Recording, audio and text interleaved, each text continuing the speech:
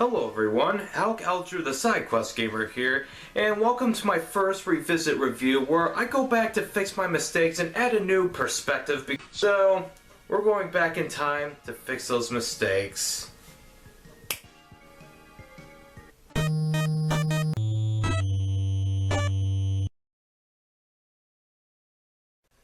Welcome back everybody, I am the SideQuest Gamer, and today I will be reviewing Star Fox 2.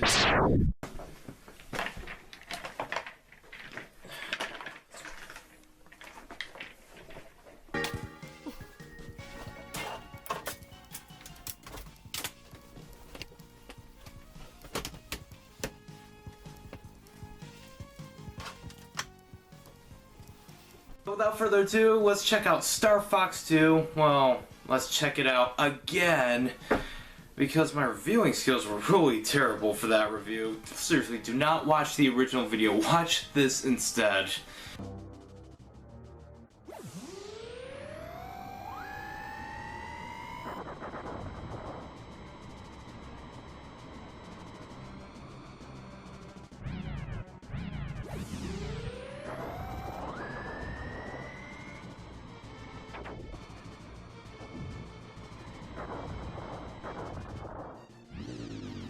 Star Fox 2 is an unreleased Super Nintendo game developed by both Argonaut Software and Nintendo, and has its patent registered in 1995. When was it going to be released is beyond anyone's guess, although by the time it was cancelled, the game was said to have been almost completed. Nintendo wanted to focus on the Nintendo 64, but if they could release Donkey Kong Country 3 and Kirby's Dream Land 3 on the Super Nintendo as late as they did, I don't see why they couldn't release Star Fox 2. It once again uses a Super Effects chip to render the polygonal graphics, but this time the game is rendering entire three-dimensional worlds that you can explore. That's right, in this game, rather than have the typical multipath rail shooter with a semi-linear map system, they turn the game into part real-time strategy game and part 3D arena space shooter. Every level and enemy encounter takes place in a 3D plane, which makes this game feel more like a non-linear sci-fi adventure where every choice you make matters. Why? The story takes place probably months if not years after the first game, where Andros announces he's going to exact revenge on the Lilat system, and he really means it because he doesn't look too happy about half of his face being replaced with a cybernetic eye. Star Fox behind the scenes are deployed to deal with this new threat, and along for the ride with the returning Slippy, Falco, Peppy, and Fox are two new recruits named Faye and Miyu. I don't know how Corneria expects 6 pilots, especially since 2 can only be deployed at a time, to take on the entire Venomian fleet, but hey, these are the best pilots in the system after all. But anyways, because of Andros attempting to destroy Corneria, he takes over several planets, builds bases where missiles can launch from, and in addition to that, there are also massive battleships known as cannon destroyers that are out to take out Corneria City in addition to sending out fighter squadrons. I recommend taking out the battleships first before attempting to retake the planetary bases, because the cannon destroyers, if they reach Corneria City, they can cause a lot of damage, although they're very slow moving when compared to the missiles.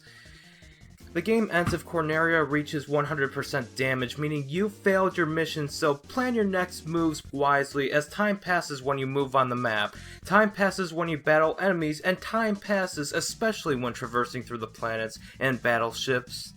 You of course get a game over if you lose both of your 2 select characters, which is unlikely because this game is really easy to be honest, at least in terms of battles, although preventing Corneria's destruction on Expert mode is extremely difficult. You will also come across challenges from Venomian forces, as Andros hasn't entirely forgotten about Star Fox team last time.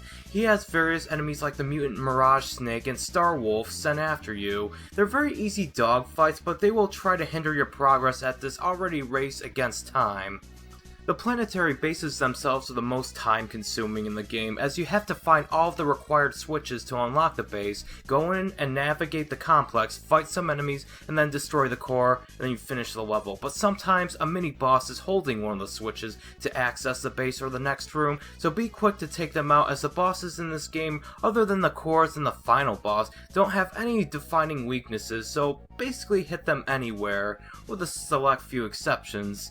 That's one complaint I do have with this game. The bosses are pathetically easy and not that well thought out when compared to the first game. Even the inevitable battle with Andros within Astropolis base is pretty underwhelming. I wouldn't harp on that aspect except that the developers themselves said this game was finished, minus some bug testing. But even if they increase the hit points of these bosses, they're still not that well thought out, as most of them are just the core or Star Wolf.